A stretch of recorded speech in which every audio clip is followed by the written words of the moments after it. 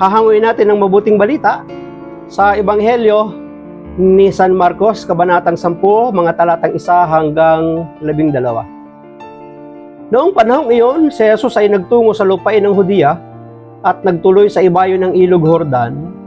Muli siyang pinagkalipunpunan ng mga tao at tulad ng dati, nagturo sa kanila.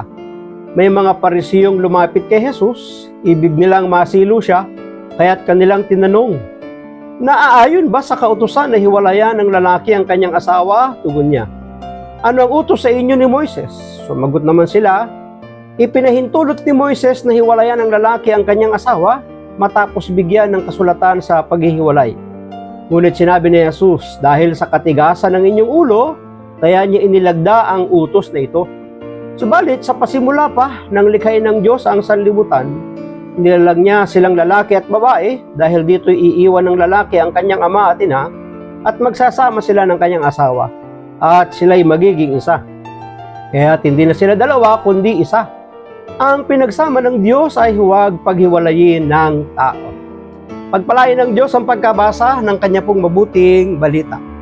Subalit sa pasimula pa ng likhain ng Diyos ang sanlibutan, nilalang niya silang lalaki at babae. Habang naglalakbay si Jesus mula sa Galilea patungong Jerusalem, patuloy siyang nagtuturo at nakikipagtalakayan rin siya sa mga Parisiyo. At isa sa mga paksa ay hinggil sa diborsyo o paghihiwalay na malimit na pinagtatalunan ng mga guro sa batas. Tingnan ninyo, hindi lamang sa ating kapanahunan pinagtatalunan ang tungkol dito sa mga bagay ng paghihiwalay o diborsyo. Kahit pa nung panahon ng ating Panginoong Yesus, yung mga dalubhasa sa batas, mga guro ng Israel, ang siyang nagtatalo-talo. Kaya isinangguni at itinanong din nila ito kay Jesus. Maaaring ang dahilan ng kanilang pagtatanong ay subukin lamang ang ating Panginoon.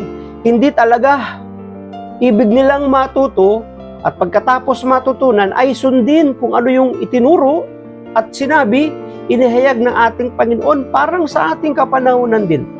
Maraming nagtatanong hindi para matuto. Kaya lamang nagtatanong ay upang subukin yung tinatanong kung hanggang saan yung abot ng kaalaman at kakayahan niya. Pero may mga tao ding nagtatanong para lamang libakin, tuyain, matahin yung tao. Upang subukin si Jesus, tinanong ng Parisiyo kung pinahihintulutan bang diborsyohin ng lalaki ang kanyang asawa sa anumang dahilan. Sa halip na sagutin ni Jesus na oo o hindi, ipinaalala niya sa Parisiyo na bumalik sa orihinal na turo ng Diyos na narinig sa kanyang salita o mababasa sa Biblia. Napakahusay at napakatalino talaga ng ating Panginoon. Alam ni Jesus ang mga sadya nila sa kanya para siya'y subukin, siluin lamang. Ngunit hindi siya sumagot ng oo o hindi, kundi sila'y pinababalik sa orihinal na kautusan, sa orihinal na rules and regulation, sa orihinal na batas ng Diyos sa lumang tipan na naririnig nila at nababasa din nila.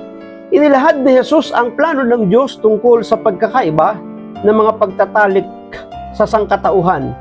Ginawa niya silang lalaki at babae, na ibig sabihin, dalawang may buhay na hindi kompleto na kailangang makipagbuklod sa isa't isa para bumuo ng isang buong tao. Ginawa silang pantay ng Diyos at gusto niyang pagbuklurin sila sa pag-iisang dibdib sa mga bigkis na mas matibay pa kaysa namamagitan sa mga magulang at mga anak. Papansinin po ninyo mga kapatid, nilikha ng Diyos ang tao bilang lalaki at babae upang bumuo ng isang tao, nang ibig sabihin ay makagawa ng isang anak, magkaroon ng isang pamilya. Hindi nilikha ng Diyos ang tao na lalaki sa lalaki ang magsasama o babae sa babae ang magsasama, sapagkat napaka-imposible na sila'y makalikha ng isang tao. Ang pinagsama ng Diyos ay ang lalaki at babae para makaganap kung ano ang plano ng Diyos sa sangkatauhan. Ang pamilya ay munting iglesia na binubuo ng mag-asawa at mga anak. Kung makatao at makakristo ang pagsasama ng mag-asawa, malaking bahagi ito sa ikabubuti ng community o ng lipunan o ng isang bansa o isang bayan o isang syudad. Maraming salamat at pagpalain tayo ng ating Panginoon.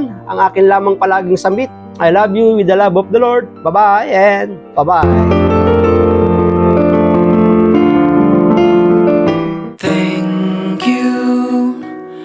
Thank you for your smile.